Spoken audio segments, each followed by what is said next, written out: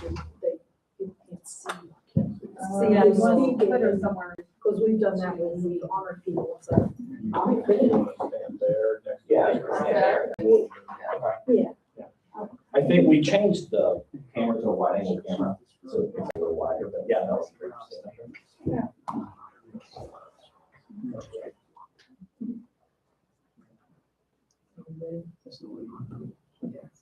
I'll call this meeting to order. Roll call, please. Dr. Buckley? Here. Mr. Herron? Here. Mrs. Song? Here. Mr. Sharp? Here. Mrs. Young? Here. Stand up. To the flag of the United States of America and to the republic for which it stands, one nation, under God, indivisible, with liberty and justice for all.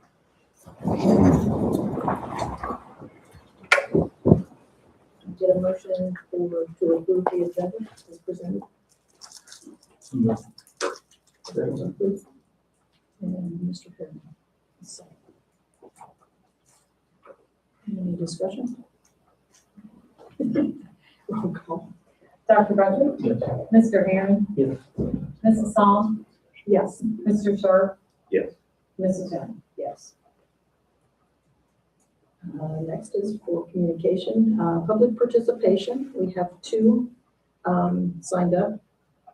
Do you want to go first? She'll be in a minute. Okay, I'll You've try got to it, say. you've got it back there. Yeah, I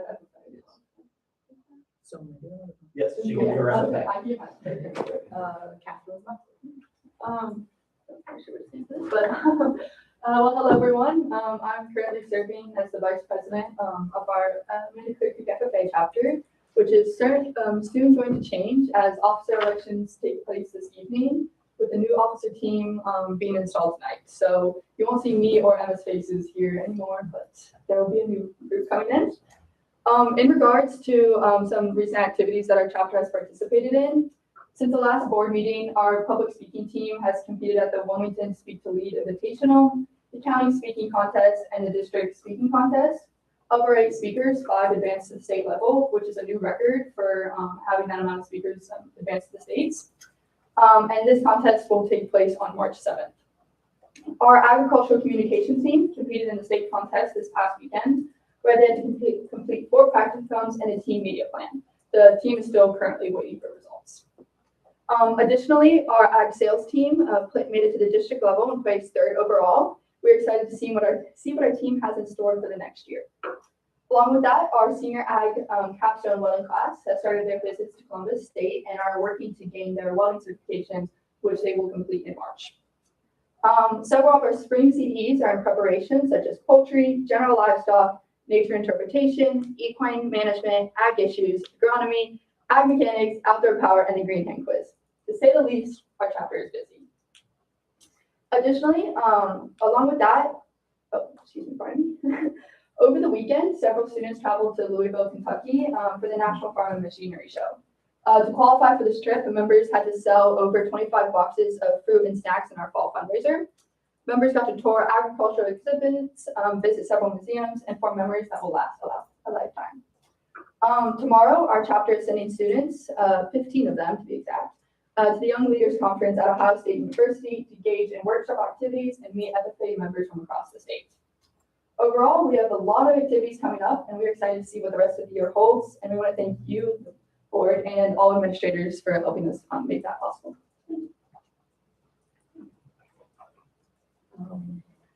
Mary Collison. Hi. I think I've met most of you. Mr. Herron, I'm looking forward to getting a chance to get to know you. I am Mary Collison. I am the LifeWise Director for LifeWise Amanda-Clearcreek. We are once again getting ready to have our Evening of Impact, which is our one night of highlighting our program, talking about the things that we have done over the year, highlighting our volunteers, our staff, and just kind of talking about what we've done and what we have planned for the future. So I have invitations. We would love, our board and myself would love to have you, the administration, and the board members to attend this if you can. We did schedule it. It's a little earlier this year. It's in March. with the hopes that we won't be conflicting with some sporting events that we always seem to be conflicting with. We are very excited about the growth that we've seen over the last, this is our third year, going into our fourth year. We have doubled where we started. And so getting to highlight this program and show off to you exactly where we started 3 years ago and where we are, and just to hear from the kids that have been in the program for 3 years, and to hear from the junior high. The junior high program has exploded from the 3 kids that we started with last year to 14 kids this year, and it's been phenomenal for them, and we absolutely have loved it. So we're truly hoping that you can all attend. Thank you. Next is the curriculum council. Would you want to? Oh, sorry, student liaison. I'm sorry. Well, I'd say I'm one of the 3 people on the student liaison. We'll start out the academics and instruction. In the primary, there were 4 kindergarten kids and 12 second grade students who participated in the ice cream karaoke machine incentive. Kane Pettit won the karaoke machine. So far, the primary has given out over 500 PBIS cards this year. Kindergarten registration has begun with kids being born before August 17th can now register. Math and Science Night is next week, and the PTO Carnival is March 6th. Also, the Right 3 week camp out is the week of March 9th. Middle school, the 8th graders will be visiting the Career Center on Wednesday, February 18th. Information about the Be Wiser Science Camp has been shared via the weekly announcements and will continue to happen.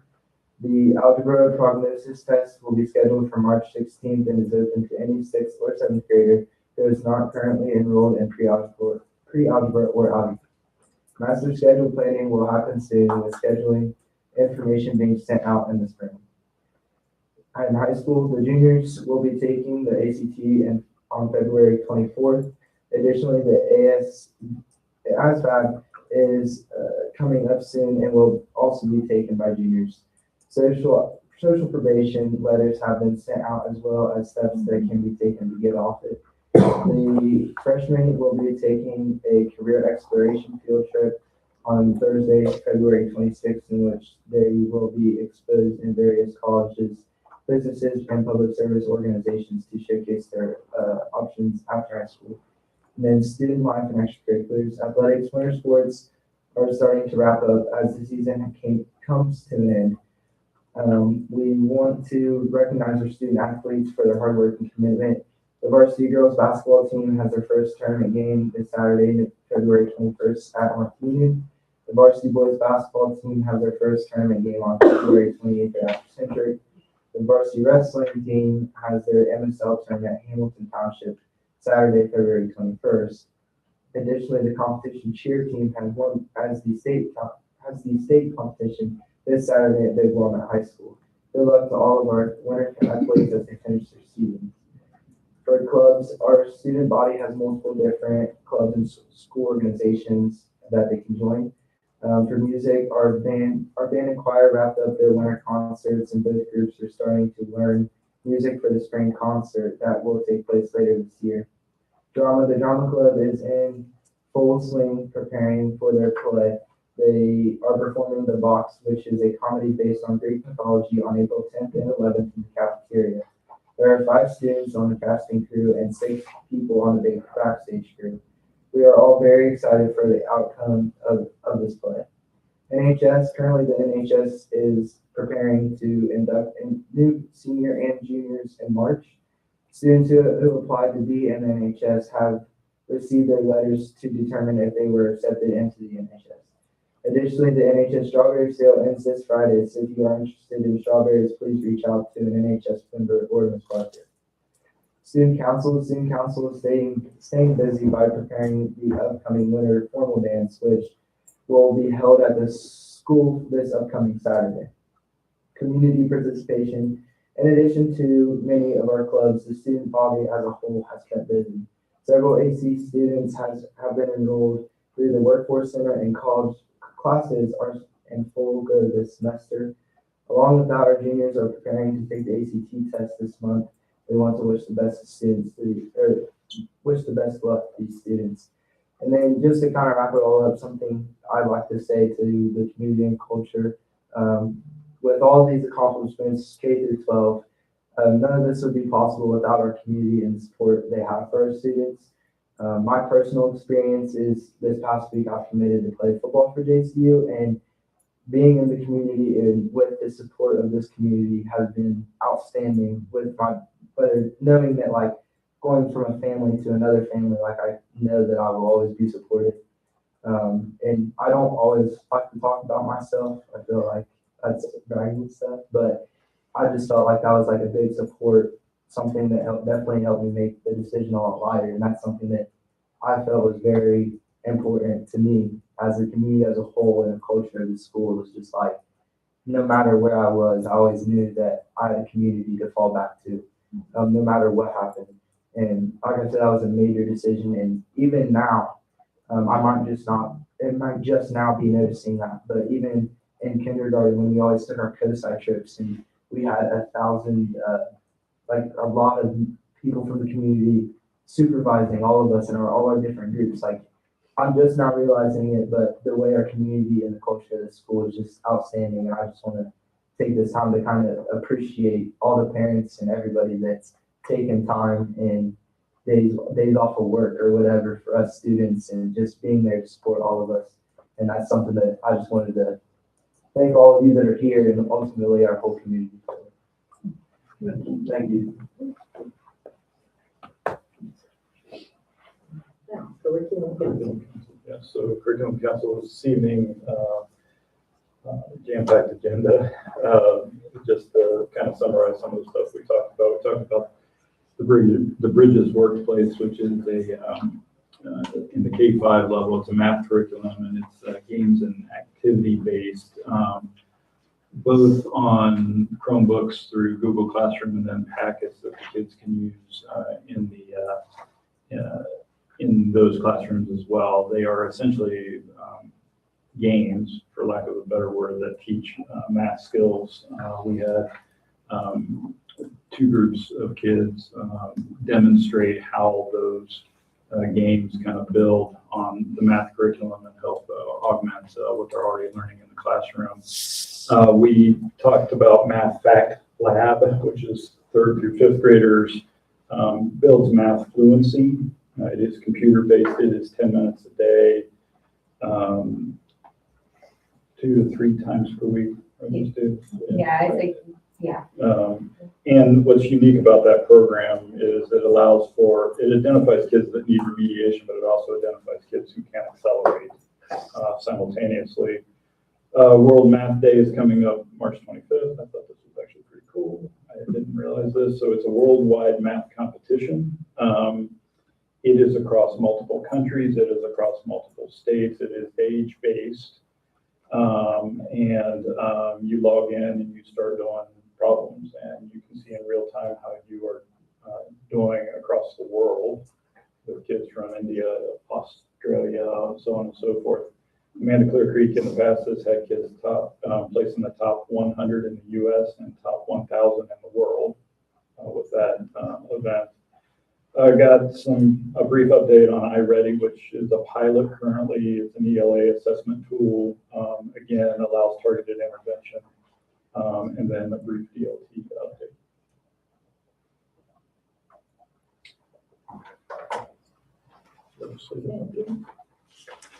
Yes, the legislative update. Legislative update. So, legislative report, just some things coming through recently at the state level, at the House and Senate. So House Bill 671 got a lot of press this week. Jamie Callender, you guys may have heard, introduced a bill to withhold state funding from any school participating in the Ed Choice lawsuit.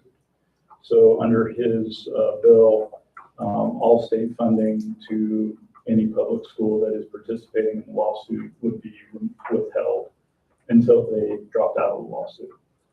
That didn't go over very well. And so then he backed it off to just the money you put in to pay for the lawsuit would be withheld. It's getting a lot of press across the state. It has not gone over well at all. It is a violation of First Amendment rights. And so my suspicion is he will withdraw it. He's not the most popular representative right now in the public school space. Some other bills of note, House Bill 420. And Lon, I'm going to lean on you a little bit on this. Would eliminate continuing levies by 2030. No reference in that bill as to how they would make up the difference in loss of funding to schools. But this is part of property tax reform. And there are many bills like this that we're going to see over the next few years, especially with the proposed amendment to eliminate property taxes that, again, has not gained the signatures. But if it were to go to the voters and if we do eliminate property tax, that would have huge ramifications. The Senate and the House have a series of bills trying to alleviate property tax. It's a real thing. I don't deny that. But this is one of the ones that would have direct impact on us. Again, it's going to be going to the Finance Committee. It is early in the process. Senate Bill 326 mandates computer science courses in high school. I think that's actually a really great idea. Senate Bill 328 mandates a middle school career exploration. And then the last thing I want to mention, Ms. Fairchild presented at the county budget commission. Just a nice outline of kind of what we do here at Amanda, how we're funded, just to keep them in the loop because they now have more say in appropriations of tax dollars. And I don't think there's any worry that they would withhold, but because of some of the recent property tax revisions, they now have a say in how fire departments or the library or schools receive their monies. And they can look and say, well, you don't need that much. Maybe we can pull back a little bit in certain areas. But they do have more to say. So to Ms. Fairchild's credit, just getting us out there in front of them to know we're doing good work in Amanda-Clearcreek. That's it. Thank you. Next, the building principals reports. Who'd like to go first? I'll start. I'm covering preschool, primary, and elementary tonight. Okay. All right, starting with preschool, I just want to really focus on, the ACES way. It just really shows like the community and our preschool program that we have a first-year teacher, Jalen Rose, who the team has really rallied together and they've uplifted her and they supported her, kind of intimidating, and she's a great lesson mentor. So I just wanted to give a shout out to Ms. Rose that she really comes to school, really shows up as an ace and shows that and models that with her students and is pulling that piece in. And she really cultivates that warm classroom with her students, and she really sets the tone and teaches and models those students to have that warm environment to learn in. Looking at the data, I was really excited to share this, that for our 4-year-olds coming into kindergarten, in our 3-4-year-old classes, 78% of the students can identify 18 or more uppercase letters. And it's only February, so that time, like, they grow really fast between now to the end of the year. So I can only imagine what the end of the year is going to look like. 72% of those students can identify 18 or more lowercase letters. So I just, that's just, to me, that speaks volume of our preschool program, that they're really, this isn't the only piece that they work on. There's a lot of components of preschool. But just put a little bit of a data piece in to show that our preschoolers are academically, they're ready for kindergarten when they come to us. Stay tuned, preschool. Our students with disability transition meetings are on the books. So we're already trying to plan and make placement, thinking ahead for those students. Preschool team is preparing for also the transitions to kindergarten. So they're at parent-teacher conferences. The teachers are having conversations with parents. Hey, kindergarten's right around the corner. This is X, Y, Z. This is what you need to do. Kind of start having these conversations and what you can do at home. They gave great handouts to work with, kind of tips and points to work with the families. And then later in the month of March, Odie and I will be visiting preschool. So that's always a fun time for the community, and the kids just love it because I'm sure they're going to bring all the fun stuff for the kids. And then we will open preschool registration from March 2nd to the 4th, and then again right before school starts. So with our primary, we're kind of resharing that we had our ice cream incentive and karaoke machine, that we had 4 kindergartners, 0 first graders, and 12 second graders that were able to participate this with their perfect attendance, and Kane Pettit won the karaoke machine.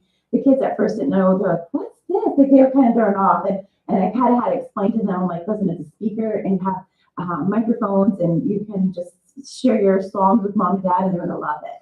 And they're like, and you see the wheels turn on their head. They're like, oh, I got it. And so, because it was came in the box. They're like, I don't know how to do this. I'm like, oh, you will.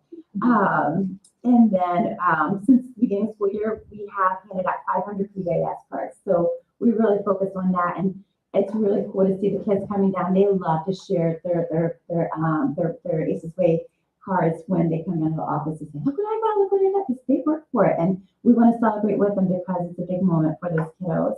Looking at data, we had in there that 40 kindergartners registered for kindergarten yesterday. That I can only imagine, because I was at conferences every campus building, like Miss Mount was very busy doing all that work. So that's a great piece to start with.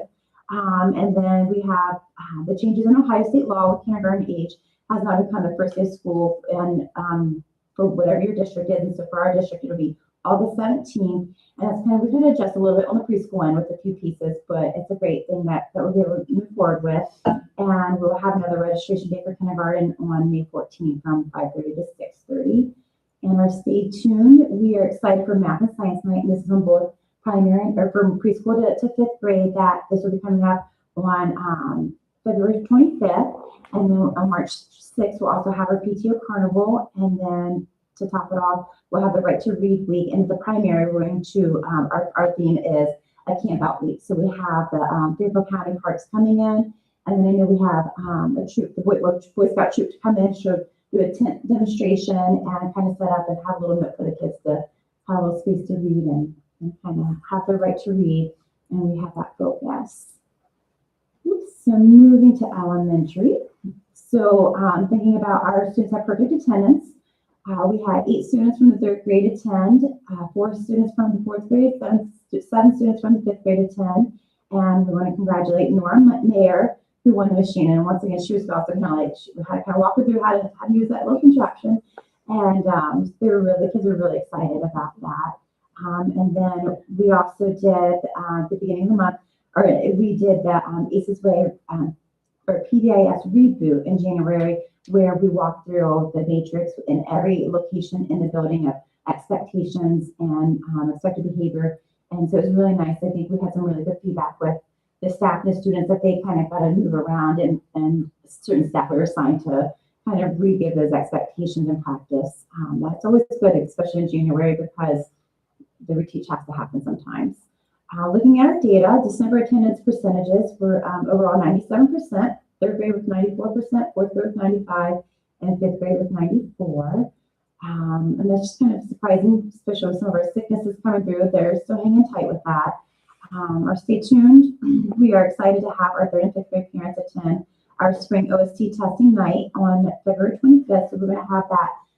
So Dr. Sherp's going to pull the families in and have just expectations of what to expect from the state testing, how to prepare your kids, make sure they have nutritional breakfast, and make sure that this night's sleep a few nights prior to the test. So she's going to bring that piece in right before Math and Science night. So then it's a one-stop time, so the parents don't have to come on 2 different nights, and so already be there for Math and Science, which will be from 5:30 to 7. And for our Right to Read week at the elementary, we will be doing a roundup camp out that week as well. So it's kind of a Western theme where the staff's really excited. They brought in some really cool things for the kids to excite them about their right to read. So, at the middle school, as far as ACES Way goes, we also rewarded students with perfect attendance from October 13th through February 12th. There were 19 students in 6th, 7th grade, and 8th grade total that participated in the ice cream event. And then instead of a karaoke machine, the PTO sponsored a JBL flip speaker. So if you look at the weekly announcements that I put a picture of Tony. She's an 8th grade student, so she won that speaker.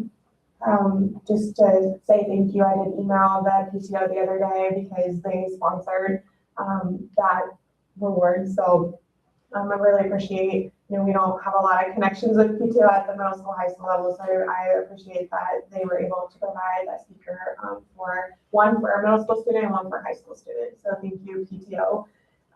Another incentive that we're doing to continue to incentivize students for attendance. So we have the skating party at the end of the year, and I think that's in my stay tuned, but at the middle school for the month of February, March, and April, at the end of each of those months, we're doing gift card drawings for perfect attendance. So if you have perfect attendance in the month of February, your name will go into a raffle for gift cards. So that was also shared with students in a recent class meeting that I had with them during intervention and then in the weekly announcements. As And far one of as, your student organizations asked to sponsor yes, that. yes, thank you. So our student council is sponsoring that, and the money that they make, from our school dances and things like that. So they are purchasing the gift cards, and they came to me. The students said, "We wanna do this." I told Mrs. Opperman, our student council advisor, to email Dr. Evers, make sure I was good with it, make sure he was good with it, with the gift cards, and they're ready to hand out gift cards here at the end of this month. So this is just the data for attendance. This was just this past week. So I guess I didn't really consider doing it monthly, but I have been tracking it weekly, and we have been above the 90%, which is, our goal is minimally is 90%.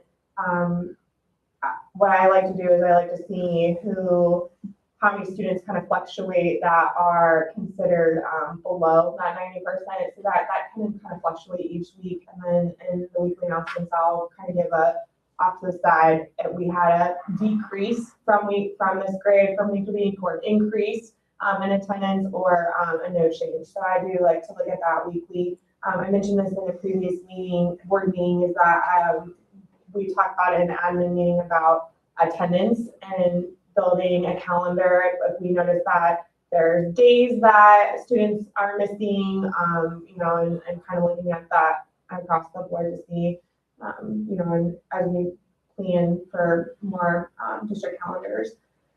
Okay, and the stay tuned, again, highlighting the monthly attendance gift card winners. We've got the skating party Hayden.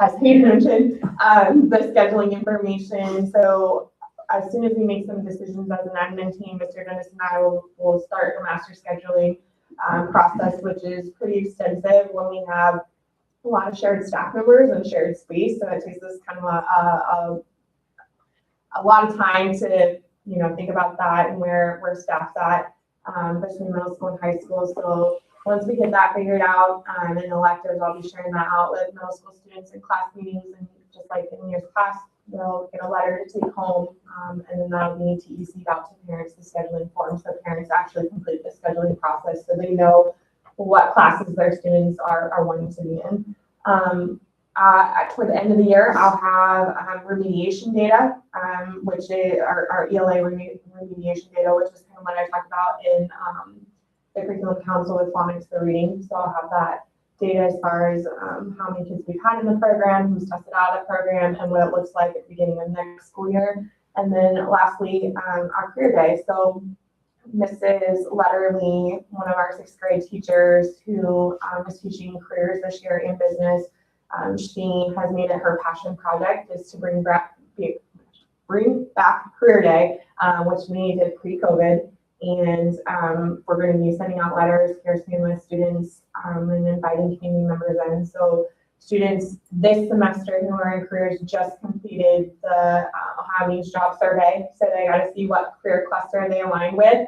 And then they're doing a research project right now where they had to choose a career within that cluster, and then they can choose 2 careers within that cluster, or if they didn't want to stay in that cluster, a career outside of that cluster. And they're doing some comparing and contrasting. They're writing, they just wrote an essay, and then they are going to do a job advertisement. And they go to like mock interviews, and it's a whole unit that builds. So yeah, so be on the lookout for that. And if you know anybody that wants to come in and talk to our kids on May 11th, let me know. Oh, yeah, I guess I'm going to do high school. Sorry. Okay, so at the high school, getting going along with the attendance, there are 14 students who had perfect attendance at the high school. You can see the breakdown by grade. Toby Shelton is the winner of the JBL Flip Speaker. Again, thank you to the ACES PTO. I'm not sure, Mr. Dennis may have copied my slide because I'm not sure if the high school is doing the, do you know that, Hayden? Okay, I think he may have copied what I put in here. I forgot to delete that part because this is very, very similar to what I wrote. And then attendance, you'll see attendance similar to middle school. There's a concern right now in 12th grade at 89.9%. This was going off last week's attendance. And you can see by the grade level, they're hovering right at 90% or slightly above 90%. So last thing, ACT. So all Amanda-Clearcreek high school juniors will take the ACT here coming up on February 24th. That'll be in the 77 gym. You can read more fine details with that. And then the 9th grade students will do a career exploration field trip on Thursday, February 26th. Where they're going to go to some local colleges, businesses, and public service organizations to gain exposure to a variety of career pathways. And then lastly, a scheduling interest form.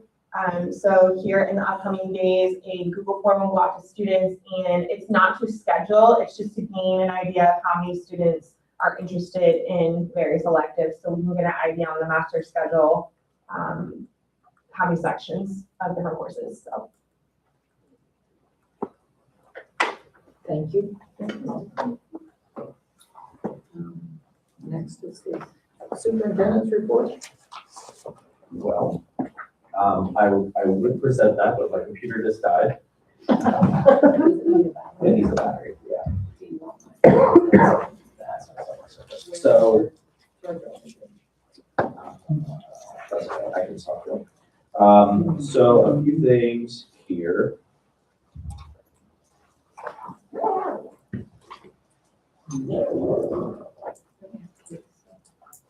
Yeah. So, Kate, let me run back into my. We'll come back to superintendent's report. You want to go ahead and get ready, and I'll get my power and get you up there. Okay.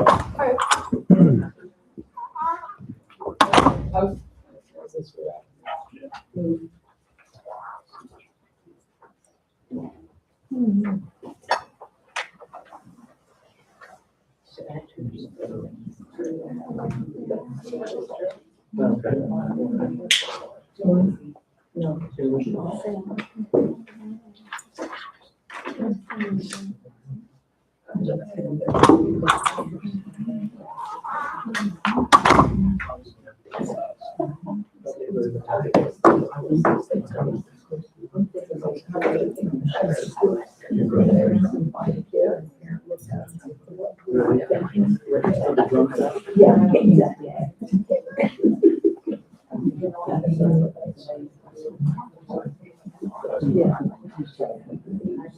It's a brand.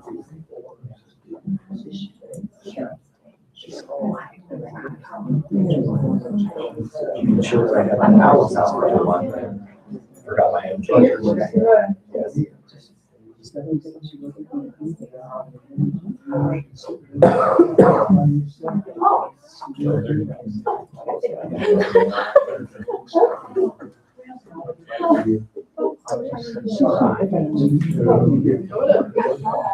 Yep, you can. Thanks, Dave.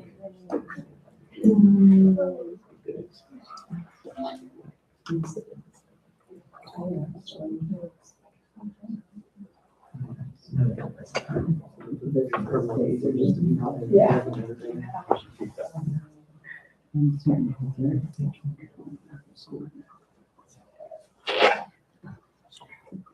So the first part of my superintendent's report, Kate Buckley has worked over the past year to last year. She conducted a survey. There was a lot of new things happening in regard to the cell phone restrictions across Amanda-Clearcreek and the state. So at that time, as Kate Buckley does, she says, I want to find out more about that, and really did a great job. It was really awesome to, in the summer, have a student come to you and say, hey, I want to dive more into this. How can I conduct a survey? How can I conduct a study? And I'm excited to hear some of the results that she's going to share with us tonight.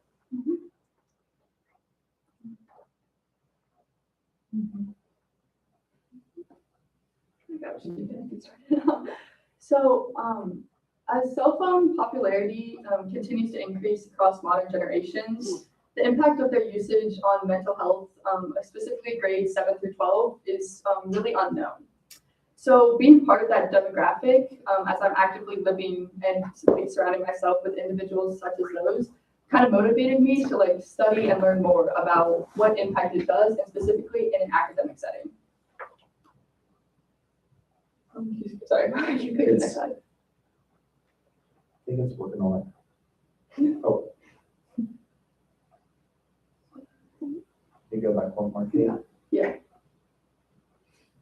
I think where my computer shut down, it's. All right. So we based off the hypothesis, limiting cell phone use in school will improve mental health. So I worked in conjunction with Mr. Dennis, Dr. Edwards, and our school psychologist to format an anonymous cell phone questionnaire to gain insight into how these students are feeling as the, and it was focused here on students here, grades 7 through 12 at Amanda-Clearcreek. And the questionnaire consisted of basic demographic questions while remaining anonymous, but also had a mental health survey and roughly 10 other questions pertaining to cell phone usage. It was sent out periodically throughout the 2024-2025 school year. And once the data was collected, I worked with Ms. Strope and a data analyst to compile the data and use a variety of statistical tests such as the chi-square and Kruskal Wall test to truly get an understanding of what we had presented in front of us. And then through that provided a synopsis of the mental health trends of going from like grade, gender, and just the overall population as a whole. So according to numerous research studies, high cell phone usage and poor mental health have a strong correlation, and it is that relationship that carries over to school. As you know, the Ohio legislation passed House Bill 250 in 2024 that mandated a cell phone policy that banned cell phones in public school settings across the state. Amanda-Clearcreek implemented this ban, and being a part of being an individual who had almost total free leniency with my cell phones in an academic setting, to then the stark contrast of it being you have your phone, that's a detention. So it wasn't that extreme, but still, like bridging that gap and like having that transition is something that I truly wanted to study and see how statistically it impacts my peers. So with the previously mentioned administrators, we seek to quantify the unique situation we had in front of us. So with that, in August of 2024, I worked with the school psychologist to create and format a questionnaire. And so it was 16 questions in a Google form. It remained anonymous, and it included one basic mental health screening, which was provided by the school psychologist that they had used in various other outlets as well. And then the other questions were just, and we left it blank in regards to gender so that the individual can respond to that, whether they were male, female, non-binary, whatever they wanted to put in, there were no limitations to that. We did get Walmart bag, which was really fun. And then, so that was a lot of freedom. And then we also, the answers were quantified in using the Likert scale, which, so it was like a 1 through 5 scale. 1 through 4 scale, and it was those ratings that helped us like truly add a number to what these people were feeling. And as you know, grades, students often don't like confrontation, so knowing that it is anonymous, there is bound to be some intrinsic error as not every student was honest. And some other error occurs in the fact that since it was anonymous, we couldn't track who responded each time, and if the same person responded every time. And so there is some error in regards to that, but nonetheless, it does give us a pretty solid overview of the population as a whole. So this, so me, a data analyst and Ms. Stroke used a Kruskal-Wallace test to fully understand the grasp of what the population was doing over time. And so interesting enough, mental health scores did not increase or improve over time. And so as you can tell so let me preface this by saying a higher score is a worse mental health. So with the mental health screens, your goal is to score as low as possible. And so as you can tell, there is a significant downward trend, especially with the non-binary students, but also there is a very small population of non-binary students. So in like retrospect to the other populations, it seems more significant, but nonetheless, that's a very big drop from the beginning to end. So as the drop isn't statistically significant, but it is still there. There's a clear downward trend with it.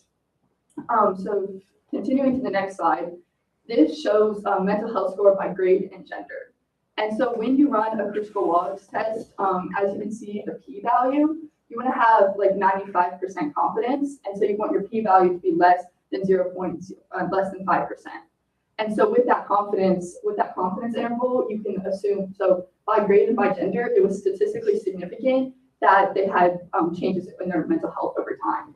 So while the population didn't like increase or like the mental health scores didn't decrease over time, by grade and gender, there were significant scores that were lower or higher than one another.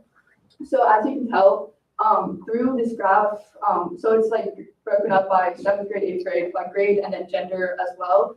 And there's almost like a stair-stepping effect, and that is something that you really want with this data, as it shows how, like, for example, the 8th grade males, they were really high in their baseline data, but then as the year progressed, their scores got lower, meaning that their mental health improved. As that, which can be seen through a variety of these different demographics, but it wasn't overall. So there are certain areas that are improving, but the population as a whole is not improved and positively impacted by the cell phone ban in regards to mental health. So what does this mean? Well, so if you continue to the so with like there are numerous factors that go into the mental health of a student. I mainly focused on how the cell phone ban impacted that, but there are many other things that are out of my control in regards to family matters, friends, other social things that can also impact a student's mental health. And so there wasn't enough like consistency and like only focusing on one factor for this to prove as like, oh, it's only cell phones that are making the difference. But nonetheless, a continuous downward trend in all of these proves that there is some sort of impact, but whether it's not statistically proven, but nonetheless, a downward trend in scores shows that students' mental health is improving, but further research needs to be conducted. And then continuing back to like looking back at the graphs by grade and gender again. So the gender graph had a p-value of less than 0.0001. So it's almost a statistical certainty that by gender there are significant mental health like correlations. And so specifically within like 7th and 8th graders, and especially 7th and 8th grade female and non-binary students, they tended to score worse on the mental health surveys, and that shows where the targeted areas of need are. And so while this survey didn't accomplish much in like fully showing that that it was the cell phone ban that impacted mental health, it did show us where targeted need or where targeted support is needed. So you can so what happens from here? So now that we have all this data, what does it mean and how do we continue moving on from this? So with the next slide. So obviously this wasn't a perfect study. There's a large room for error, but with like who responded, other outside factors, but nonetheless, it does give us a good baseline data to work from, and it shows us where areas of need are and where targeted help can be given. And it aids in future decisions regarding cell phone usage, as while cell phones are a clearly hot topic, while they don't impact mental health, you can obviously do another study with this, but focus on teachers and students and knowledge like retention and things of that nature. So that so now that we know that cell phones don't really impact mental health, in like not in a nor positive nor negative way, we can put that to this flip side and focus on a more academic side of that. So overall, this study, it showed that mental health does not improve or decrease so much over the course of a cell phone ban, but it did show us like targeted areas such as the 7th and 8th grade female non-binary students who are in need of help and how we can give targeted support to those areas. Thank you. Are there any questions?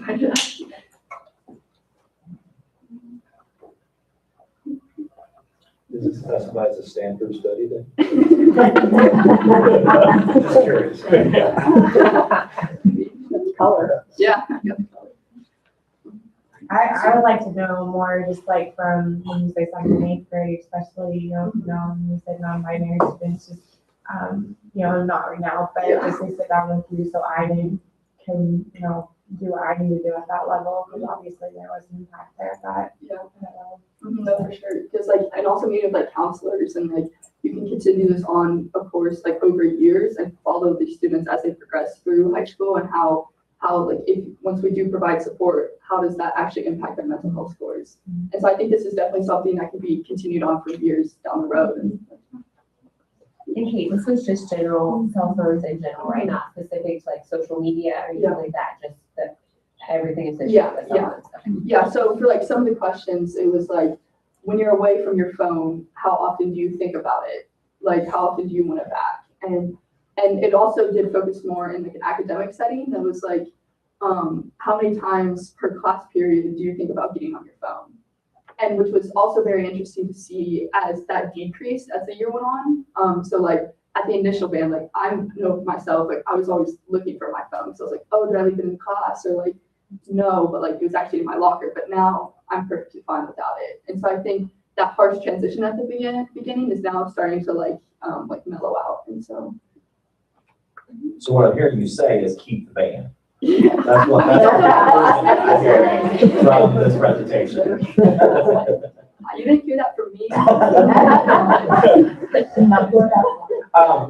And again, Kate, I was impressed just with the overall research lens that you came at this, and you wanted to, collect data and then draw conclusions based on a hypothesis. So the other thing is, I think that once you go through a research study at the end of it, it seems like a lot of times, or at least to me, I was always okay, I should have changed this question to that, or you go back and say, well, I wish I would have narrowed the topic or asked questions a certain way to get more at your direct into your conclusions. So I think it was great work. Great job on wanting to pull in different resources and talk to people about some higher level thinking. So good work. Thank you. Good job.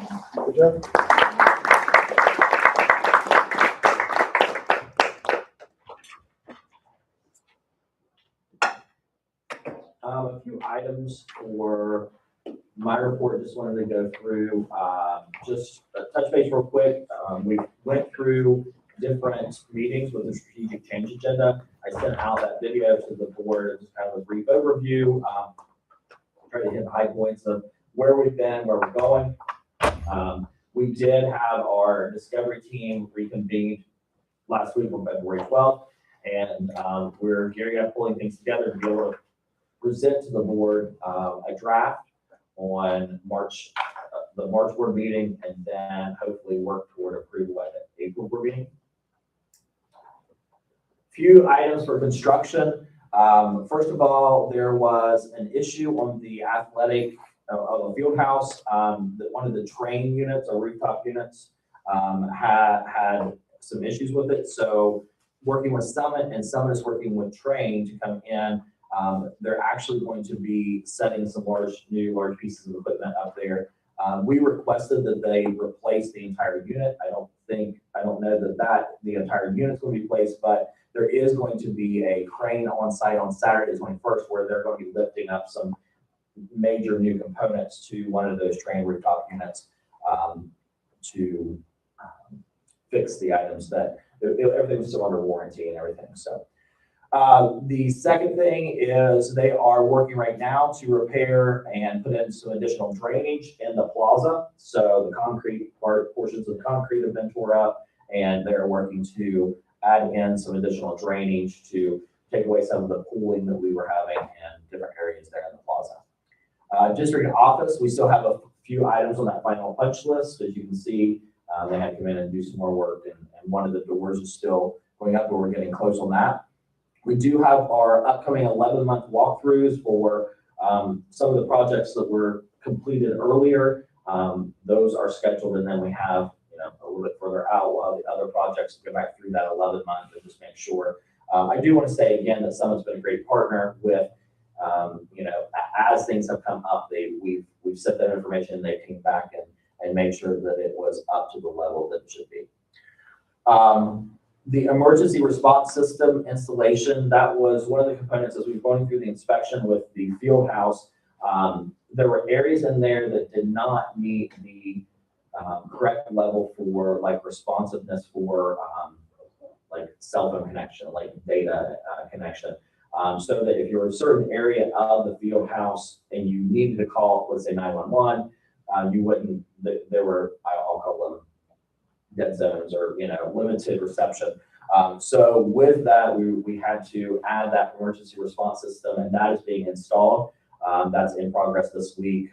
The first part of it was just installing the the components that hold it, and then they're going to be finalizing that. Should be this week, is my understanding. We're continuing to hold 103,000 for final closeouts. So that as they're finishing things up before we close out the end of the project. Weight room equipment is scheduled to ship in April. The new equipment, which fortunately, or we're thankful that the athletic boosters contributed a large portion of money to add to that. And the old weight room, the old bus barn, the old weight room, which in our plan, we are going to be utilizing that. Also, the batting building, both had heat installed. That was completed 2 weeks ago, was when that was finalized. So those have heat in those two buildings as well. The old weight room also has air, so it's heat and air, and then the batting cage is just heat. As Mrs. Tack mentioned during her presentation, just wanted to highlight here one more time, kindergarten entrance age, House Bill 114, that will go into effect in March, is changing the date for kindergarten entrance to 5 years old on the first day of instruction. So that day does change based upon what district you're in and what your calendar is. Are they 5 on the first day of instruction? For 26-27, that is August 17th is our first day of instruction. So if they're 5 by that date, I anticipate, and that's what I went back one more time to double check, but I anticipate that board policy JEB, which will need to be updated, because right now it says August 1st, that will have to fluctuate and say by the first day of instruction to coincide with House Bill 114. Our early entrance rules and policies do still remain in effect with House Bill 114. So if they are not 5 by the first day of instruction, depending upon when they would turn 5, there's different rules for early entrance, and those would still be in effect. So look forward to another policy revision coming your way. That's all. Thank you. Moving on to consent agenda number 1.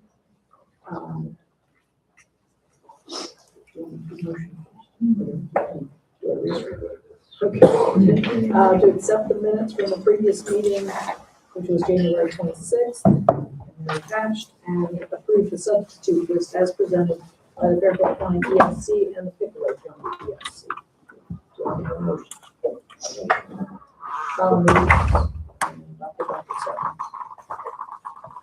Discussion. Roll call, please. Mr. Sharp, Yes. Dr. Buckham, Yes. Mr. Herron, Yes. Mrs. Psalm, Yes. Mrs. Jones. Yes. Treasurer recommendations. Financial status reports to be given by the treasurer. And then approve the financial reports. Okay, the reports, start on page 13. It's for the month of January. We did receive an income tax payment, a quarterly payment, also casino revenue. Both of those were increases over the last payments we received. Not significant, but they were increases. So our income tax is continuing to hold strong, and then casino was up a couple $1,000s, which was the increase we've basically seen period over period. We get casino revenue twice a year. You can follow that in the 5-year board report, which is the report right after the overview, and you can kind of see the history of that and how that has flowed. Revenue's up about $14,000 over last January, and that's income tax and a little bit of the casino. Interest earnings for the month were $59,020. This includes costs. We still have some money in Star Ohio. We're hoping, I met with the construction manager, Weiss, this week. He is hoping to have things back up by the 1st of March. So hopefully, in the April report, we will be able to finish up all of the construction. And then at that time, we will move the monies out of the Star Ohio Construction Fund and close that account. And that will go into, back either into KMB, or we'll put that in Star Ohio, our regular general account for Star. There should be approximately $400,000 left in that account, and that is, we reported the interest income into the general fund, but that is not related to what account it was sitting in. So, for example, if it was earning money in Red Tree, that interest stayed in Red Tree, we can pull that interest actually out. So Star Ohio is basically the interest that was earned in Star Ohio over the period that we haven't spent thus far. So if you have questions about that, let me know and how that moves. So today we have received $1.379 million in interest. That was financed to pay for the construction project. And I reiterated that the KMB and Red Tree accounts have been dissolved and the remaining account is Star Ohio. Expenditures for the month of January, that was $1.75 million. And total checks written were $3.139 million. Checks written, again, is from all funds, which includes our construction, which is in the 004 fund. Most of our expenses aligned to January 25. There wasn't any kind of outliers that were concerning. Overall, they were up about $111,000, and that's typically what our payroll expenses from steps and salary increases for the year has been running. So overall, the general fund revenue exceeded our expenses by $456,704. Salary and benefits continue to be our largest expenditure. This month, they were 82% of our monthly total. The current general fund balance is $10,151,709 with encumbrances of a little over $2.1 million. The available cash balance then is $8,031,431. As always, we report the 070 capital projects funds. As the money is in the fund, it is restricted to capital projects, but the board does have the ability at any time to move that money back to the general fund, which would make it unrestricted funds. So that balance is $8,014,429.95. And there are encumbrances of $567,220. The unencumbered balance in that fund is about $7.4 million. Our carryover balance, as we talk about our cash policy, is about 31% of our projected expenditures for the fiscal year 26. Because we did not have approved forecast, which we'll ask for approval later tonight, that is still based on the expenses from October 25 forecast. So, which those are about 25.5 million. Are there any questions on that portion? I did provide, a construction report at the end with a little more information for you. Kind of showing you what's left to pay. So this is on page 34. I also put in like the purchase orders that were board approved for each phase. It's a little more complicated than a straight construction project because we actually had 4 projects rolled into one, and I tracked them separately so we know pretty much what we spent on the K2 edition, what we spent on the field house. The third column at the bottom of the page, total expenditure. If you follow that down, that'll tell you approximately what we spent to date on each of those projects. Some of the expenses at the bottom, for example, the builder's risk insurance, I didn't divide those out by project, just showed you as a whole what those amounts were, so I didn't go back and then reallocate those. They're not significant amounts to the total project, so I just want to make sure you know that here's what we spent on this, and when we made changes, kind of what that was costing as well. So as you can see, we still owe the construction company about $103,000. The project will end at completion at $21.895 million, and we will be under budget. We will have about $75,000 left of monies that we had earmarked for this project that we did not spend. So 22 million and under budget. Yay. Thank you. I have a motion to approve the financial reports. Just questions that we comment on the, like page 15, the cash balance. Is there a reason we do a 10-year look back? Seems like we're going all the way back to 2016. I just didn't know if that was required or if that was.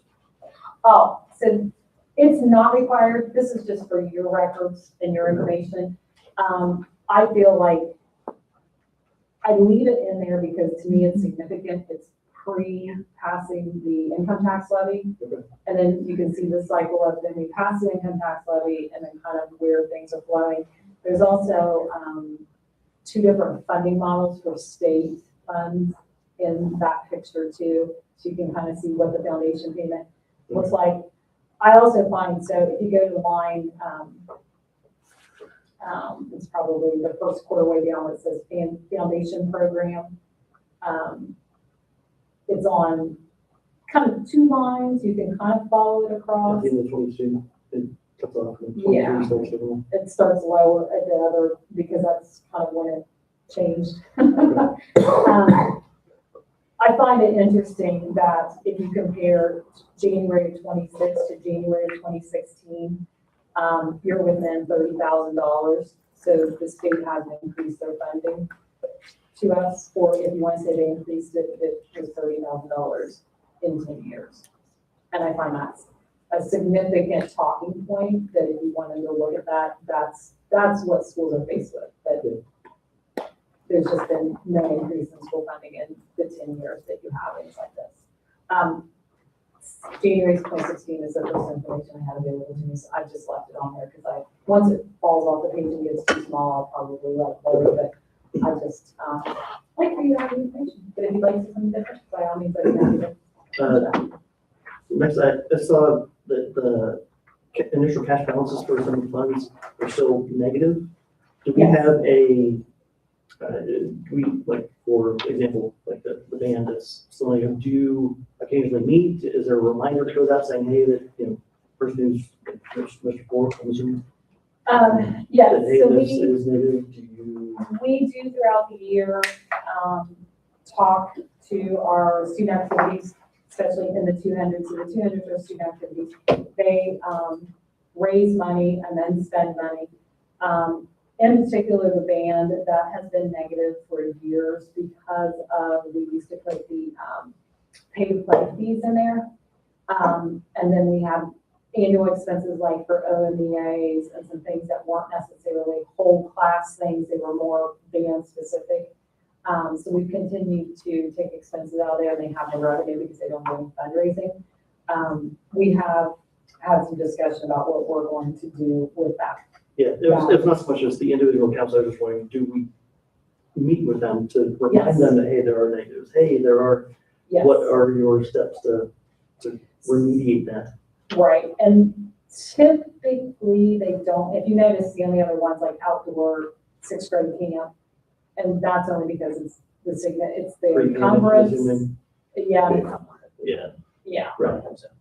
So, now I will say last year, at the end of last year, that account was negative, and I have spoken briefly with, Mrs. Cochran about potentially using her 018 account to fund that, only because typically is when maybe a student didn't have Yeah. enough support for the camp, and because it should be just a pass through. But yeah, for the most part, they don't. The encumbered part of the school activity accounts are typically what will drive them to a negative. The FFA does a significant amount of fundraising and then has a significant amount of expenses, which are six figures. You don't usually see that. It's usually the dances and stuff that's like $2,000 or $3,000 a year, $4,000 a year. It's not usually that significant, but yes. We do talk to them. We also have some, Mr. Dennis and I met last month, and he identified some of these student activities do not exist anymore, and they have fund balances. Anything on this sheet belongs to the board. So when that particular student activity became defunct and no longer met, that money, the board has a right to do something with that money. So at some point before we do fiscal year end, I'll be coming to you saying, okay, we'd like to resolve these and we'd like to take this money and do this. And one of the ideas we had was to go ahead and make them negative for reasons of changes like pay to play and things like that, that we possibly would just pay those down and get those to zero. And then think about how we're taking expenses out of that if we know there's no revenue. Yes. So, and Mr. Poor is also different in that he inherits that because he's the band director, where all the rest of the student activities like student council, this is all she left, Morgan Williams is student council. They apply to be that. He gets it de facto because he's so big. So part of his job, like we're not really in a position where like, well, you've got to do fundraising. Like he may or may not have that ability to do fundraising because before the only thing that went in there was that pay to play revenue. So that's one of the things that we're kind of looking at is an operational change altogether. And then the forecast, the 37, page 37. We will probably want to do that now. It's coming up. Oh, come on, okay. Yeah, Sorry. it's No, you're good. It's a separate. yeah, it's a separate item. I'm usually the one that just keeps on going and Mrs. Young is like, I'm not there yet. So for the financial reports, do I have a motion to approve those? Yes. Mr. Harriman, motion. Dr. Buckley, second. Any other discussion? Roll call, please. Mr. Herron? Yes. Dr. Buckley? Yes. Mrs. Psalm? Yes. Mr. Sharp? Yes. Mrs. Jones? Yes. Next item is to approve a then and now purchase order to approve the following expenditures, declaring at the time of the contract the obligation was lawfully appropriated. It was in the treasury of the appropriate fund, free from previous encumbrances. That's SCOIC in the amount of $313,000 and some change. Do I have a motion? Carl moved. Second. And Mr. Herron second. Any discussion? So SCOIC is South Central Ohio Insurance Consortium. This is our insurance payment. This is a keying error. It wasn't that we got an invoice that we weren't expecting. This is about what we pay monthly for our insurance. We just didn't put the right date we basically created an invoice and we put the wrong date on the invoice. And so it looked like the purchase order was after the date of the invoice, creating a then and now. So it's actually not a true then and now, it's basically a keying error. But because of the law, it has to appear on here. So once I close the month, we can't change the dates back. We can't correct anything. So my apologies. Okay, thank you. Any other questions? Roll call, please. Mr. Sharp, Yes. Mr. Herring, Yes. Dr. Buckley, Yes. Mrs. Psalm, Yes. Mrs. Young. Yes. And item D, to approve the February forecast. If I can have a motion first. And then have a discussion. Dr. Buckley moved. And Robin second. Now discussion. Okay, so, as you guys know, as part of the budget bill last June, the Ohio legislators changed, the forecasting timelines. And, from now on, the forecast will be, required in February.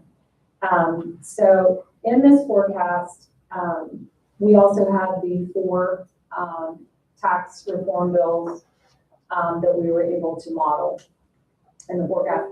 What we weren't able to model in the forecast is basically changes coming up in 27, which would be retirements, resignations, significant changes to payroll and salaries, which is our biggest expenses.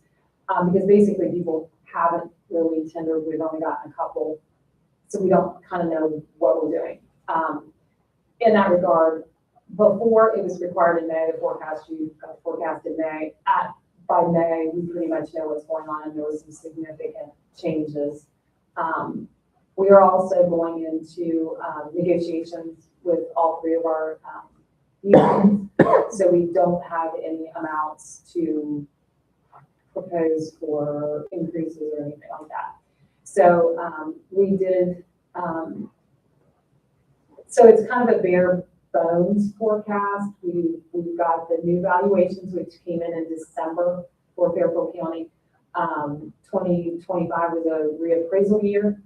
Those valuations, property valuations, did go up significantly.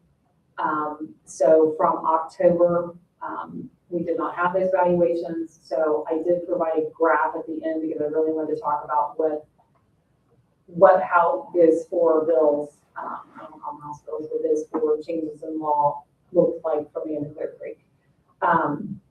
So with that said, I did have some questions that were asked regarding, and I'll get to Mr. Herring for sure. I think when we do the forecast again in August, I'm going to change this report. This is a canned report that comes from our consultants. Some of these, because we don't have we're not renewing levies, the different pages are a little confusing because they're talking about the change. They're not talking about the actual number, they're talking about the change. And with our income taxes in particular, because we started collections in 20 and then we ramped up those collections, the change year over year historically is significantly different than the change we'll see from now moving forward. So one of the pages specifically talks about that. And the way it's worded, it comes across as if we're going to be not collecting $700,000 less. We're not collecting $700 less. In the forecast, you can see it's going to continue to increase. What that's saying is the historical change is different. And so from 2020 to 2025, we went from 0 to just over $5 million. That growth is faster than what the growth from today moving forward will be at the rate of the $720,000. So I don't find that important for our report. So I think what I'll do is just customize this and take some of these pages out and actually get stuff in that makes sense for us. If we were renewing levies and things, you would want to see that. We would want to kind of be tracking some of those changes. But the way we're structured financially, it's not something that really has an impact other than just to be confusing, I think. So Mr. Heron, can I answer your question? Well, that answers one of the questions that I was asking. Yes, yeah. That's what, when they start talking about the change, it really, I have to sit there and I have to think about, okay, what are they exactly saying yeah, so. On slide 39, page 39, regular call. Just at the very bottom, all other operating revenues, that has a significant change as well, just almost as much as the income tax. What drives there? That's a huge, do you know off the top of your head, Where are we the all operating? second to last, it starts off 264,000, all other operating revenue. Then it goes down to a negative 204 for a change of 468,000. Just I know you don't have your detail running, but I really have to look into what that is. Usually, other operating revenue is going to be preschool tuition, and that's one of the biggest against interest. I think that particular line is actually the interest, which because we were up to 5% for almost a year and a half. we no longer have this. We're gonna see, so we have more money, but we also have 5% interest, like over 5, for a long time, and that will give some volatility to those numbers, but I'll double check and make sure. Yeah, it's just that was a huge swing.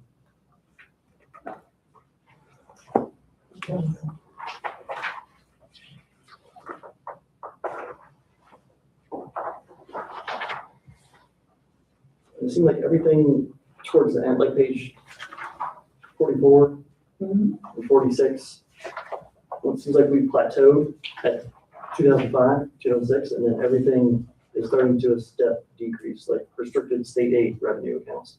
We're predicting it's going to continue to go down.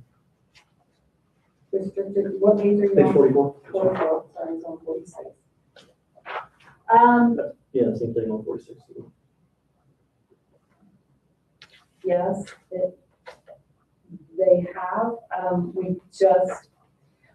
so for these, because they're not controlled by us, they're not, restricted state aid, is those career tech, student wellness, all those restricted funds that we have. What the software, what the consultants will do is they'll take the history and then they try to reproduce the history into the future. Okay, so it's not because of like a House bill that just passed, but we know we're going to anticipate receiving less funding. It's now, we will get, so the state passes a biennium budget, so we do know more about 27, so 26, 27, so it was passed in June of 25, which would have been for fiscal year 26 and fiscal year 27. Fiscal year 28 will be another one that will be like, we don't know if they're going to continue to fund the fair school funding plan, if they're going to update base costs, if they're going to change those restricted, with Governor DeWine being on his last term, those restricted funds were really kind of his baby. If you remember, he started the student wellness, and then we had the fund 467, and we had all this stuff.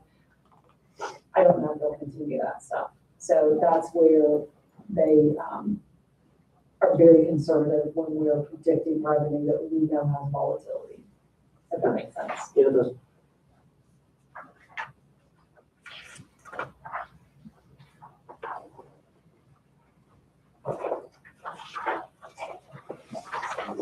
So, do you have more? Okay. So if you go to page 57, this is the actual forecast itself. This is not, the numbers will be what we give to the state, but if you recall, they also lowered the number of years we provide them.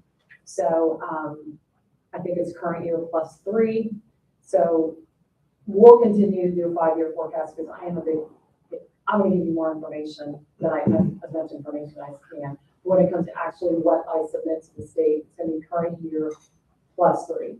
So it'll be 2026 plus 27, 28, and 29. We won't get to 2030 on what's submitted. So that'll be what you can find if you look on the ODE website. That's what they'll have available for all schools across Ohio. The significant line into the forecast that we always look at is line 6.010. I mean, I can look at all the lines, but as a whole, and that tells us our kind of over under. And what impact basically on the bottom line are different changes going to make. So the report that I provided you at the end just highlights revenue. I can have some more reports given to you that will show you what the impact of that line 6.010. You know, in the October, what we were expecting after the valuations came in December, and then now what we're predicting after those legislative pieces passed and are now law. So our overall, I think that we're still in an okay position. It's not as strong as I'd like to see going into negotiations, but it's what we have. And compared to other schools, there are a lot of schools that are in a lot of financial trouble, and to the point where they're going to run out of money this year. Like, they don't have any another fund.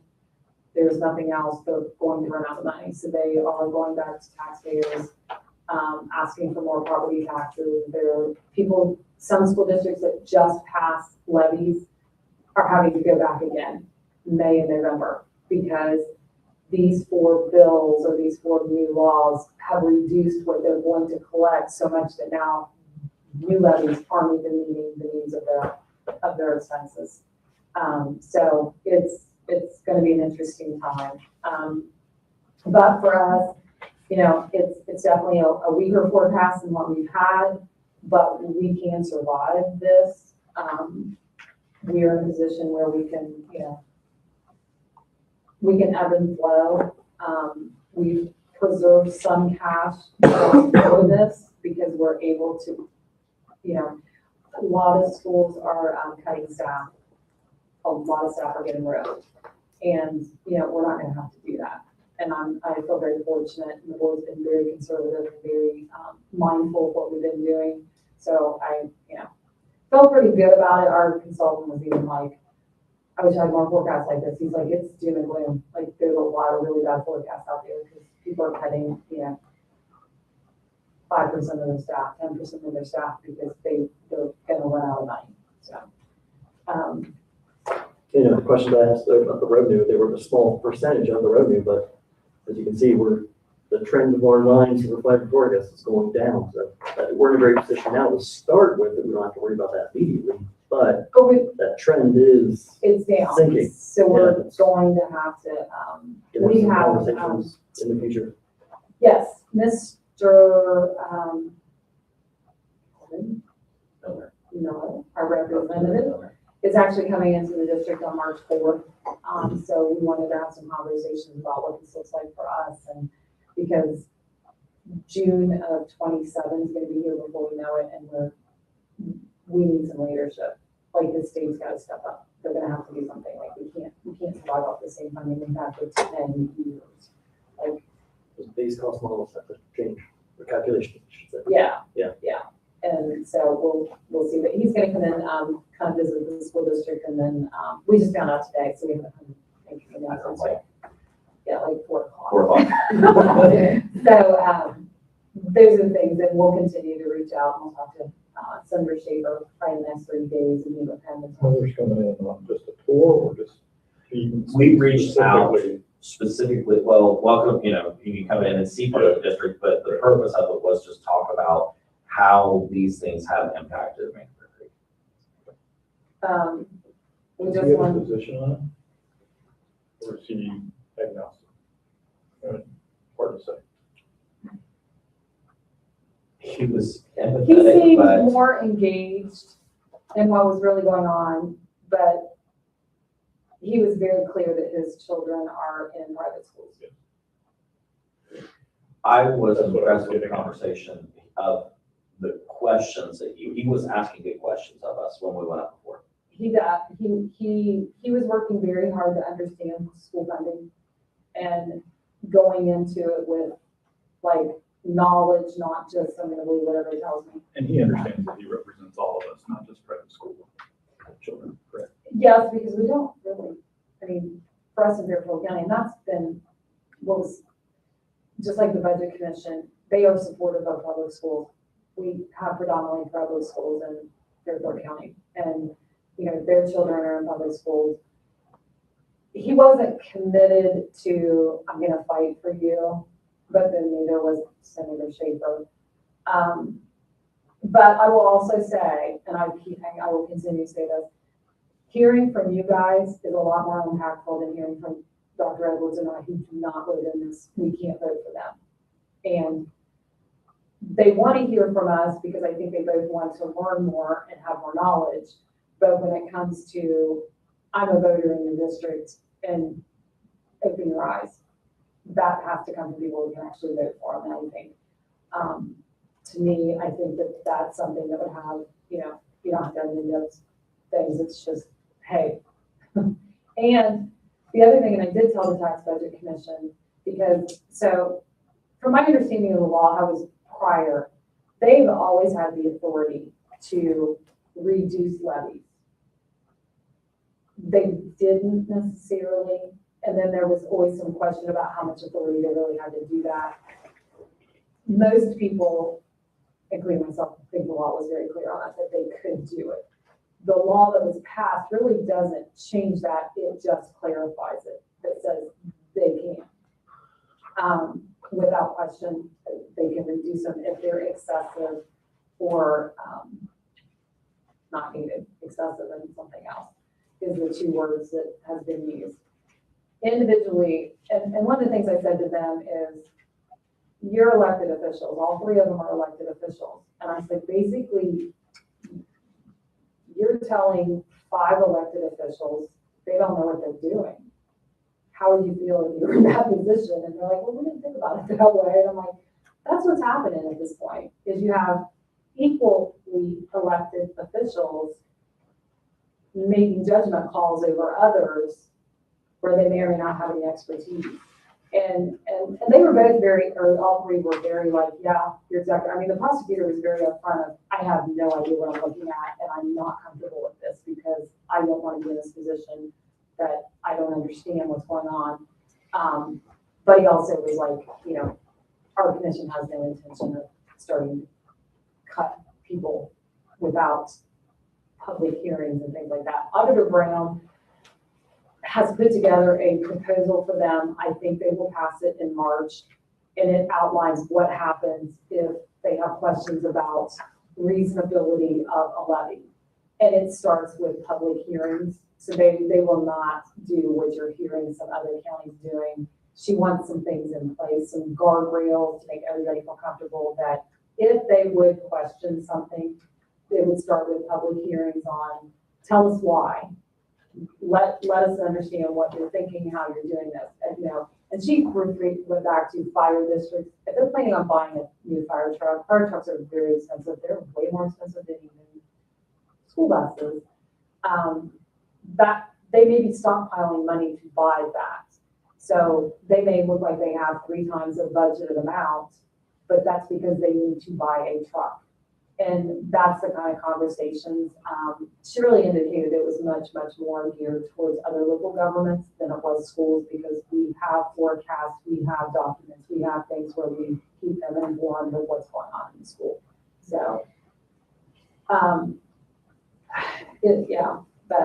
so Mr. Miller was very, very nice, and he was very engaged. But he did make a point to tell us that his children were in private schools. I guess to that point, though, I would remind him that less than, I would say, 5% of his district attends private schools. Yeah. I mean, he is a rural district, and there are not many private schools in his district. Miller Catholic, Fisher, FCA. That's it. Yeah. And so for him to come at this with a bias, yes, alarms me. I just, that alarms me. And I didn't get the impression he had a bias. He also is a retired state highway patrolman. Sure. So he's retired from a state agency. Right. So I don't think it'd be fair for me to say that he was biased in the conversation. okay, that's fair. Transparent maybe is better. Yeah, I think he was being transparent. It gave me pause when he said that his kids are in. I'm like, oh, this isn't good. But I didn't get I didn't get that impression. Now, with that said, the House did some wackadoodle things, and I'm like, I want to know how he voted. Like, they were doing some crazy things in the budget in their version of it, and I was like, what is going on? But I do believe he's newly elected too. I think he's relatively new. I acknowledge that. But I do think he's the type of person that's open to conversation and wants to learn, is what I took from it.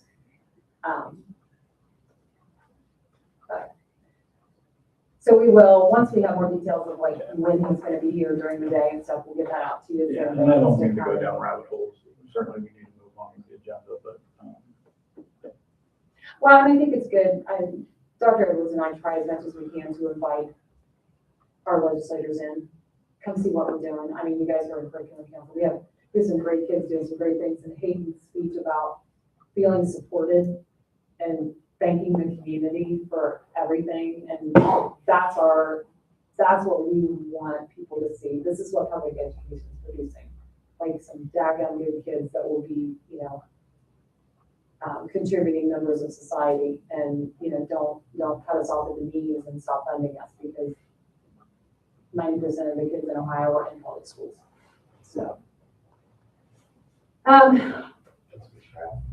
so on page, can you do that up? So on page 60, what I just wanted to show you in a quick, this is just and it looks really good on the screen, but then when I print it, I'm like, this is kind of hard to read in print. I wanted to show you, so there's 3 line items. Actually, I did put the excess of revenues in there. There's 2 line items that kind of, for us, encapsulates the 4 pieces of legislation, and that'd be the general property tax and the state share of local property tax. So one of the things they did is expand as a relief, temporary relief or relief, is expanding the homestead exemption. They did, in the final stages of that bill, once it was ready to be passed, include reimbursement back to the school district, so they continue to hold school districts harmless. So as they've expanded that, we will get that money back from the state. So they didn't, initially they were going to discount it to homeowners with no reimbursement back to the schools. So that would have been additional revenue that we've seen in the past that would just go away. So I made sure I wanted to include that, because that expansion does add some tax dollars back to our bottom line. Where is that? Page 60. 60. Yes, so there's 3 line items on the forecast that I specifically pulled out and showed you what we forecasted in October. Make it bigger. What we forecasted in October, what would have been this forecast without those 4 House bills. So what the new valuations would have included, and then actually what we forecasted post legislation, which is where I came up with a $4.6 million loss of revenue from fiscal year 27 through 30.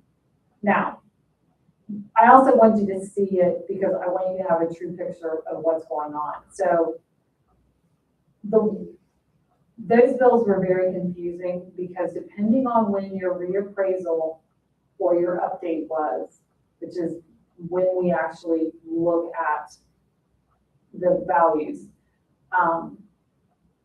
depended on what happened to your school district. For us, because we were 25, we don't have to do a retro. School districts that their update was in 24 and 23, they had to look back and actually pay the money back to the state. We did not, or to the taxpayers, we did not have to do that because we were in 25. So 26 is elevated because we got to see those increases in 26, but then they took them in 27. So if you go to the first 3 lines and you look at fiscal year 26, what we were proposing as a forecasted number in October, and then what we were forecasting with the new valuation, that new valuation actually equals what we will get in 26. Then when you move on to 27, you see that that new valuation number drops significantly, even below what we had put in the October forecast. But then from 27 on, it starts building back up. We remain at the 20 mil floor, which means that when we have increases in value, we will see that growth. The reason we stay at the 20 mil floor is because we do not have any levies that they changed in those four bills. So we only have continuing levies. When Dr. Beckley was talking about if they eliminate those continuing levies, it's going to be awful. We have 30, we have overall 35 mils. 4.75 are inside millage, and then the rest is outside millage. Everything we have outside is continuing levies. So if those are eliminated, there will be no property tax revenue. So the losses have come from the inside millage used to be unreduced. So the 4.75 mils, we got the full value of that 4.75 mils, and I'm simplifying this, it's a little more complicated, but this is the simplified version. The outside millage, so now the inside millage, instead of getting that full value when the values change, it's capped at inflation. So I can't remember where the inflationary number was coming from, but it'll be the same for everybody. That's the same with the outside millage. It's capped at inflation. So that's where the losses are coming from. So with that said, we don't know what the inflation number will be in 28. We do not know what it will be in 29. So we're guessing. So that's why we're doing the best we can. We're trying to say this is what, because again, in a couple months, we're going to ask you to certify a contract with our unions. That's probably going to be a 3-year contract. So I need to certify that. I have to know we're going to have some revenue. So it is what it is. We've got to at least put our best guess together to say this is what the revenues are going to be. So the second portion of that is then that local share of property tax. Obviously, this isn't those numbers are not as big, but I wanted to see how, because in 27 they're expanding the homestead exemption and we're getting reimbursed that money from the state, that number is actually going up over what we forecasted. So that is something where we'll see, you know, a little bit more revenue, $150,000, but you know what, every penny counts. And so I wanted to make sure that I pointed that out. And then the final thing there is how volatile our bottom line looks. That 6.010, that excess of revenue, I mean, that's truly all over the board. So it started in October, you know, probably worse. I wouldn't say probably, it's worse than what we're looking at now. But without those four pieces of legislation, you know, we were in a pretty good spot where we, you know, I know this board's talked many times about reducing or rolling back the income tax. Had those property tax changes not happened, you guys would have definitely been in a position to roll back that property tax as promised to our taxpayers. As you can see from our bottom line numbers now, that's virtually impossible. So that was the point of the graph. And then I just, or the little chart, and then I just put it on a graph just to make it really visually easy to see that the gray line is where we are right now. And it's kind of crazy because we never want to see those. We want to see kind of smooth lines. And so you're up in 26 and then significantly down in 27, and then we'll start to build again because, you know, that we're anticipating values to continue to rise at a much lower level, but then also to have that cap for inflation. The orange line is without those property tax bills. and the blue line is what we forecasted in October. So I hope that had value to you. I wanted to give you something that was digestible because property taxes are complicated and it's a lot to take in. And we're very fortunate we have state associations like OSBA and OASBO that have attorneys that will, break it down. So we can really get an idea of what the impact will be.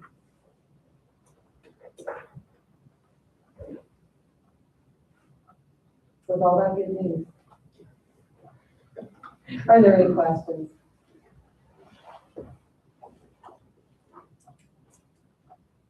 Roll call, please, to approve the February forecast. Dr. Buckley? Yes. Mrs. Psalm? Yes. Mr. Herron? Yes. Mr. Sharp? Yes. Mrs. Young? Yes. Consent agenda number 2 on personnel, accept resignations and or retirements. Noted that David Hanning, Director of Special Services for the purpose of retirement, effective at the end of this school year, and Teresa Timmons, a bus driver for the purpose of retirement, effective March 1st. B is to approve the supplemental employment for 25-26 for a reserve boys basketball coach and a varsity softball coach. To approve classified substitute contracts for 25-26 for those listed. And to approve the volunteers for 25-26 in the classroom as well as athletic. And again, we always want to thank our volunteers for putting in the time and helping us out. Do I have a motion? Mr. Sharp moves. Dr. Buckley, second. No, go ahead. Discussion? Well, Just like you said, wanted to speak to Mr. Hanning. He's retiring. Mr. Hanning has done a fantastic job in the special education department, and he'll be missed. But just want to shout out to him and what he has done. And then Mrs. Timmons drives the Dolphin bus. She always comes around, always has a smile on her face. She tells me every time I walk up on her bus that she has the best students in the entire district that ride her bus. But just a very happy face. I talk a lot about a bus driver is the one person that a child may see every day for 13 years. Every morning they see, what they're coming out, running out of the house and what their day's like. And then they send them back to the house at the end of the day. So they have an incredible amount of responsibility. And just best of wishes to Ms. Timmons, Terry Timmons, and just very, very fortunate to have her for many years in the district. Thank you. Roll call? Mr. Sharp? Yes. Dr. Buckley? Yes. Mr. Herron? Yes. Mrs. Psalm? Yes. Mrs. Young? Yes. On to new business. To approve a resolution for membership in the Ohio High School Athletic Association for 26-27 and membership dues for high school sports at $50 per sport. With a lot of whereases and now therefores. So we can always. As listed, yeah. As listed. Do I have a motion? I'll move. Robin moves. That is A second. seconds. Discussion? Not a rate, an increase, same rate that we have previously paid for our number of sports. So, This used to be free, true statement. so we're hoping they go back to that at some point. So, post-COVID, they started implementing fees again, so I hope they make enough money off the tournaments to go back to being free, because every dollar helps. Roll call, please. Mrs. Psalm? Yes. Mr. Sharp? Yes. Dr. Buckley? Yes. Mr. Herron? Yes. Mrs. Young? Yes. Item B, approve the FFA Top Spring Mulch Sellers Field Trip, June 1st through the 3rd to Lewisburg, West Virginia. Do I have a motion? moves, Dr. Buckley seconds. Any discussion? Roll call, please. Mrs. Psalm, Yes. Dr. Buckley, Yes. Mr. Herron, Yes. Mr. Sharp, Yes. Mrs. Young. Yes. Item C, approved policy updates. This will be the second read for all of those listed that we've all reviewed before. Do I have a motion? So moved. Mr. Sharp moves. Is there a second? Second. Robin seconds. In discussion? I had two quick comments. The cybersecurity, it makes mention of a whole list of critical functions and cybersecurity risks, and we have identified those, and I'm assuming the IT department has those listed out somewhere. Yes, and And that's also, specifically not listed here on purpose. well, that and, your policies are purposely written broad. We are part of a consortium. There are, I believe, it's 13 school districts through Meta, which is our ITC, that we are collaboratively working on that cybersecurity plan and response plan. So it's a larger organization that's coming in and supporting, because of the cybersecurity rules that are being implemented for all government agencies. There's a lot of small townships and things like that. They're trying to pick up with the small things. We have, and actually I was talking with Mrs. Hawk some today again about some of our cybersecurity protections that we have in place. So continuing to develop that. There will be a cybersecurity adoption. There are two different national models that government organizations through recent legislation that we would pick one of the two. So that will be coming in as well, of which model that we will be following. And do we have, like, every couple of years, we go in and or mandatory to reiterate or reevaluate that, or? Moving forward, I would say that is going to be part of that process that we have to update. It's right now, it's just making sure that everybody's getting up to that minimum threshold. Okay. And I have one other comment on One of the key pieces I was going to say is that with the recent legislation, it does not allow boards to submit payment for ransom. Yes. The only other ones, I had the criminal records check, just real quick. It says we have it for all school employees very so often, but then there's a unique for bus drivers and for motor van drivers that we don't do a check for except every 6 years. I was wondering, why are they segregated out? Why are they excluded? And I would just rethinking about it, why would they not be more often? Why would we not want to catch certain things like OBI offenses or something? So we are our van and bus drivers. They are part of a state system that anytime that if a member is pulled over for an OBI or something like that, then they are flagged and sent to us. So that's kind of a constant check in the background. That's For an those automatic type of process? things, it's an automatic process, and we get notified. In addition to the other checks that we have. So this would be redundant anyway? Yeah. Okay. Okay. And then the rules are different because they have to, U.S. Department of Transportation rules have to be followed, and they're different. So that's why they're 6 years versus 5 years. So they kind of have their own little set of rules because of their One of the big changes. CDL licenses. One of the big changes this past year, actually it was the end of the year before, is we had to ensure that all of our bus drivers were in the RATBAC system. And the RATBAC system is a system through the state where they're constantly, it ties the pieces together, and then we are notified. So every year we have to verify that teachers, aides, but now also bus drivers, that they are part of, linked to our district. They're in that system. Okay. That's it. Thank you. Roll call. Mr. Sharp, Yes. Mrs. Psalm. Yes. Dr. Buckley, Yes. Mr. Herron, Yes. Mrs. Young. Yes. Item D, approve staff leave without pay as listed. Do I have a motion? Dr. Buckley moves. I'll second. And Mr. Dillon seconds. Discussion? Roll call. Dr. Buckley? Yes. Mr. Herron? Yes. Mrs. Psalm? Yes. Mr. Sharp? Yes. Mrs. Jones? Yes.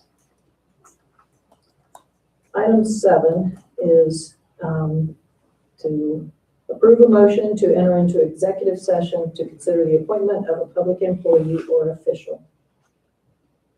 Do I have a motion? Mr. Sharp and Dr. Buckley. Seconds. Any discussion?